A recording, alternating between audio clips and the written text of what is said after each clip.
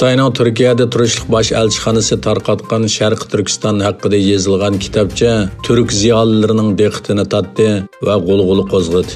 Xitoyning Istanbuldagi konsulxonasi o'tgan yili Chiragan mehmonxonasida kutilish yig'ini o'tkazib, kommunist hokimiyati qurilganligining 70 yilligini tabriklagan bo'lib, uning bir qism Turkiya parlament a'zolari va partiya vakillari qatnashgan.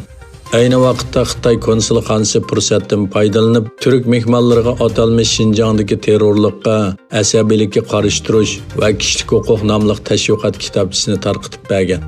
Aysa Yusuf Aliptekin fondi jamiyatining raisi, Istanbul Universiteti Türk Tadqiqot institutining lektori doktor Ömer Qul yaqinda ijtimoiy taratqularda Xitoy konsulxonasi tarqatgan 42 betlik kitobning bir taraflama qarash va burmalash bilan to'lg'anligini oshkorladi.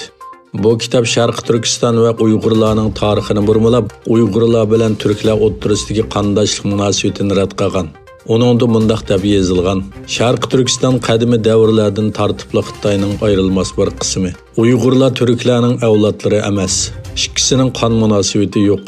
Faqat qul egisi bilan qul munosabati bor.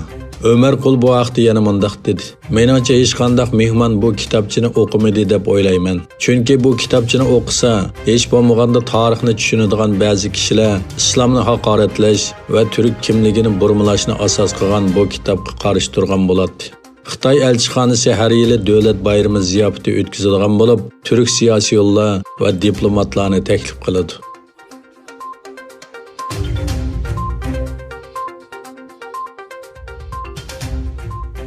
Uyg'urlar va boshqa musulmonlar Sharq Turkistonda sistemalik boshqarish va kamsitishga duch kelmoqda.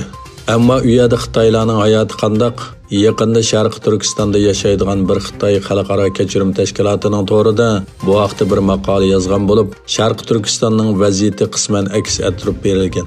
Maqolada rayon vaziyatining kun sayin yomonlashganligini mundaq ifodalagan: "Men bir necha yil ilgari ko'chib ketdim. Har qatim uyga qaytgandan keyin hukumatning kontrolligining eshishiga ergishib, kayfiyatim texmi ig'irlashganligini his qilaman. Har qanday bino, restoran, savdo saroy, kinoxona, doktorxona, halla bozoriga kiring, ahvol o'xshash. Bexatarlik tekshirishi, so'mka tekshirish, kimlik kartasi surkash. Bolaliqimdagi esimda qolgan joyga selishtirganda ilmiy fantaziyalik filmda turgandek his qilaman."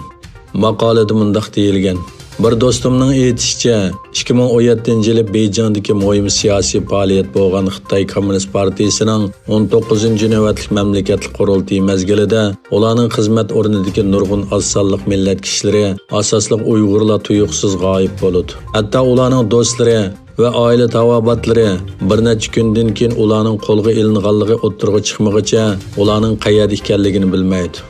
Maqolada Xitoylarning bu ahvolga tutgan pozitsiyasi mundaq ifodalangan: "Oilamdagilar va do'stlarimga bu tadbirlarni tushunmadim desam, ular faqat bu degan Xinjiang dedi. Men yiroqda turgan vaqtlarda kishilar bu darajadagi kontrol qilishga ko'nib qolgan edi. Bu meni bearam qiladi."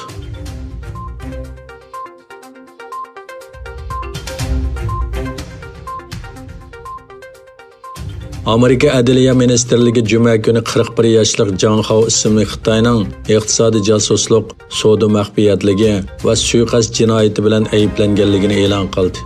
Adliya Ministerligi bayonotida mundaq dedi: "Sud mahkamasida sunilgan dalil isbotlarda ko'rsatilishicha, Jang Hao 2010-yildan 2015-yilgacha Anhua yuqori texnikasi va Skywurstdan iborat ikki shirkatning savdo maxfiyatligini o'g'irlagan.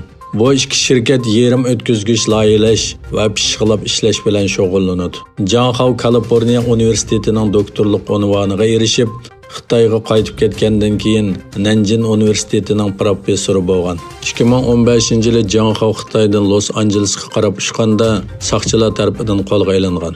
Jang Hao Kaliforniya San Jose Federatsiya sud mahkamasi tomonidan savdo maxfiyatligini o'g'irlagan va Amerikadagi iqtisodiy josuslikqa qatnashgan deb ayblangan bo'lib, 31-avgust hukm e'lon qilingan. Sud hujjatida ko'rsatilishicha, Jang Hao iqtisodiy josuslik jinoyati bilan 15 yillik, savdo maxfiyatligini o'g'irlaganligi uchun 10 yillik qamoq jazosiga hukm qilinishi va $250 ming jarimani qo'yilishi mumkin ekan.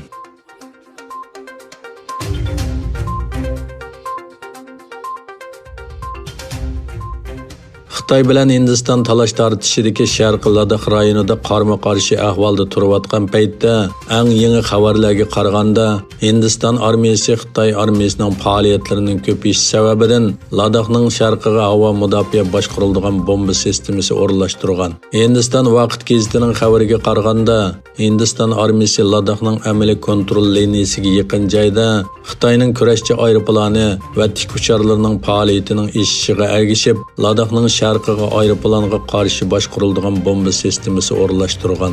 Hindiston saplagan tez inkas qaytaradigan havo mudofaa boshqaradigan bombasi sekundda tez harakatlanadigan kurashchi aeroplan va ushquchsiz aeroplanni etib tushira oladigan Akash boshqariladigan bombani o'z ichiga oladi ekan.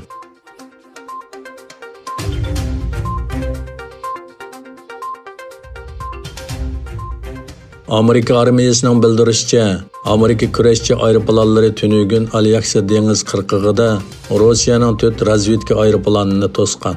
Bir turkum Rossiya Tu-142 razvedka aeroplani Alyaksaning janubiy Alliut orolidan 65 dengiz mili yiroqlikda uchib, Alyaksa havo mudofaa farqlantirish rayonida 8 soat aylanib yurgan. Shimoliy Amerika havo mudofaa qo'mondonlik shtabi bayonotida mundaq dedi.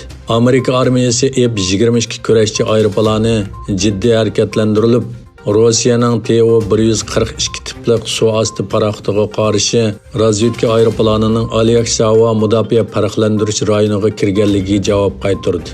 Shimoliy Amerika olam qatnashi mudofaa qo'mondonlik organi Twitterda uchur yo'llab, ularning hammasining xalqaro havo bo'shlig'ida harakat qilganligini, Amerikaning havo bo'shlig'iga bosib kirmaganligini aytdi.